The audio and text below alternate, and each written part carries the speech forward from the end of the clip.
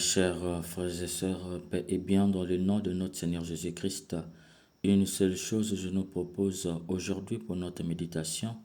Abstiens-toi radicalement des révélations qui te séparent de ta famille. Dans l'évangile, Jésus expulse un démon qui rendait un homme muet. Lorsque le démon fut sorti, le muet se mit à parler et la foule fut dans l'admiration. Mes chers frères et sœurs, chez les Juifs, l'interdiction de mettre pied au temple est qualifiée de bannissement. Cela veut dire qu'elle est l'œuvre des prêtres. C'est eux qui, après avoir authentifié le péché et l'infirmité qui en est la conséquence, décident de bannir un Juif du temple. Tout le problème est là. Les prêtres, de par leur statut, sont les responsables de Dieu sur terre. Ces prêtres travaillent avec les scribes et les pharisiens. Pour les Juifs, ils sont pieux. Ils ont vu ce muet et n'ont pas pu le guérir, et qui sont considérés comme le plus proche de Dieu. Aussi, ils ont scellé le sort de ce muet, plus jamais au temple, car les infirmes n'avaient pas droit. La question est la suivante. Si eux, prêtres, scribes et pharisiens, ont scellé sur terre quelqu'un qui peut l'ouvrir, seul Dieu peut ouvrir, car après eux, c'est Dieu. Cependant, Jésus arrive, il guérit le muet, c'est-à-dire qu'il décèle celui que les prêtres, les scribes et les pharisiens avaient scellé. Celui qu'ils avaient interdit de mettre pied au temple, voilà que Jésus le guérit, c'est-à-dire qu'il l'autorise d'aller désormais au temple, car étant guéri, toutes les interdictions d'aller au temple tombent. Mes chers frères et sœurs, les enjeux sont détaillés ici. N'allons pas trop vite, serrons bien ce passage. Il est déterminant pour la suite de l'Évangile. En effet, il ne s'agit pas simplement d'une guérison par exorcisme, il y a plus que cela. Les enjeux sont vraiment détaillés.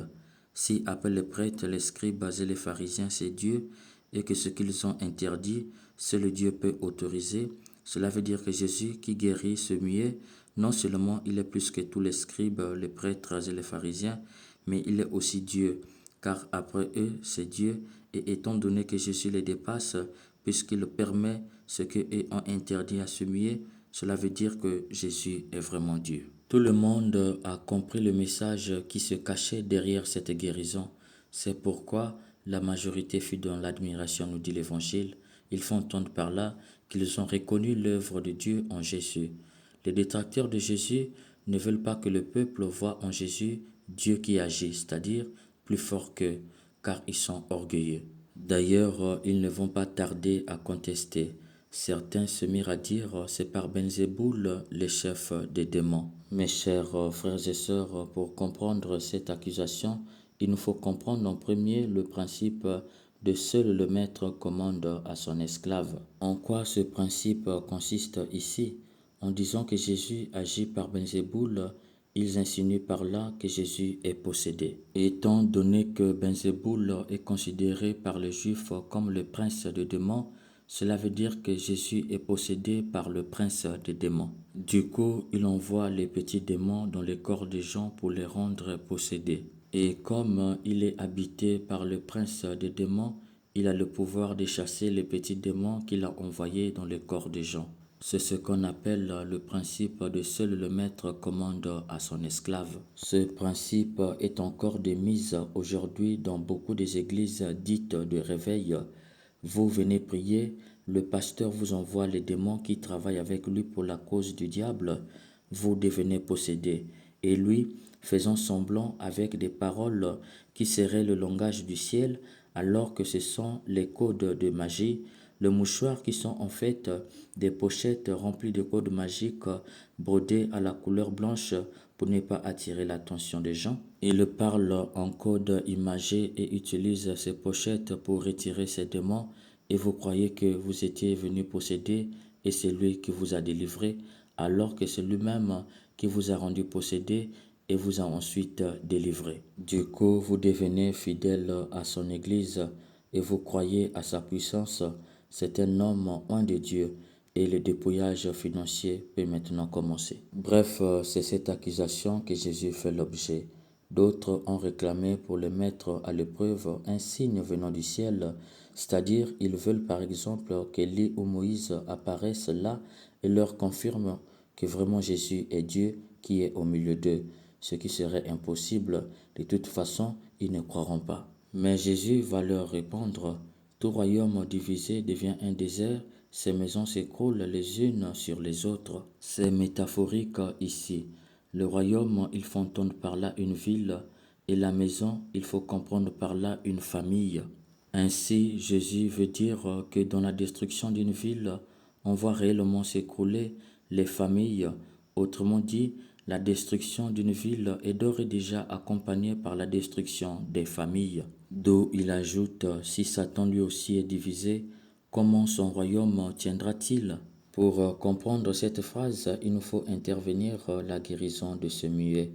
Le temple est le lieu de retrouvailles de la grande famille des enfants de Dieu. Hélas, certains membres n'avaient plus droit à ces retrouvailles. Or, lui, Jésus, vient ramener au temple les membres exclus pour former une seule famille d'enfants de Dieu. Comment donc lui qui travaille pour l'unité de la famille des enfants de Dieu peut-il agir par Belzéboul qui de principe ne peut travailler pour l'unité de la famille des enfants de Dieu? Si tout son combat étant prince des démons consiste à diviser la grande famille des enfants de Dieu, comment moi Jésus qui travaille pour l'unité de cette grande famille en ramenant les brebis égarées dans la maison du Père peut agir par ce prince des démons? Étant donné qu'une idée est toujours accompagnée d'un argument et un bon argument est toujours accompagné d'un exemple, Jésus va prendre exemple sur leurs enfants. Vos fils, par qui les chassent-ils? Il faut entendre par là, le même démon peut-il être dans plusieurs corps à la fois? Ce qui n'est pas possible, c'est pourquoi Jésus poursuit. Mais si c'est par le doigt de Dieu que j'expulse les démons, c'est donc que le règne de Dieu est survenu pour vous. Le doigt de Dieu, il faut comprendre par là l'Esprit Saint. C'est par la force de l'Esprit Saint que Jésus expulse les démons. Du coup, le règne de Dieu est survenu pour vous. Il faut entendre par là, la famille de Dieu a été reconstruite, car l'Esprit Saint, c'est l'esprit de communion. Si un homme fort et armé de toutes pièces veille sur son château, son bien est en sûreté, mais qu'il en survienne un plus fort que lui, il le réduit, lui enlève l'armure où il mettait sa confiance et distribue ses dépouilles. Jésus nous révèle ici que par l'Esprit Saint, il a désarmé Satan de tout ce qu'il avait comme arme, mensonge, violence, haine, jalousie, pour diviser la famille grâce à la force de l'amour. C'est pourquoi il conclut, celui qui n'est pas avec moi est contre moi, celui qui ne rassemble pas avec moi disperse. Il faut comprendre par là qui est avec Jésus rassemble les familles, qui est contre Jésus disperse les familles, car il est venu fonder l'unité indissoluble de la grande famille des enfants de Dieu. Avec lui Jésus, la famille est réconciliée avec elle-même, mais aussi avec Dieu.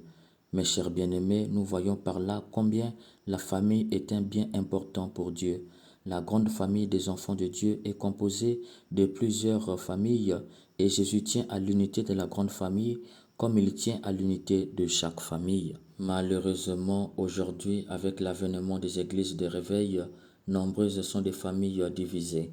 Aujourd'hui, ceux qui se disent un de Dieu n'hésitent pas à s'aimer les discordes entre les membres d'une famille au point où papa et maman ne se parlent plus, et ce jusqu'au divorce.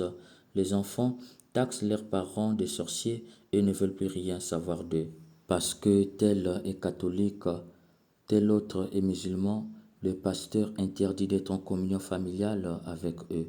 Combien d'amitiés sont rompues aujourd'hui à cause de la foi? Le prétexte qu'on trouve aujourd'hui pour diviser les familles, c'est la sorcellerie. Or Jésus, comme nous l'avons vu dans cet évangile, a enlevé au diable tout ce qui l'aidait à nuire aux enfants de Dieu, ce qui veut dire qu'avec Jésus, le diable est attaché comme un chien dans sa niche.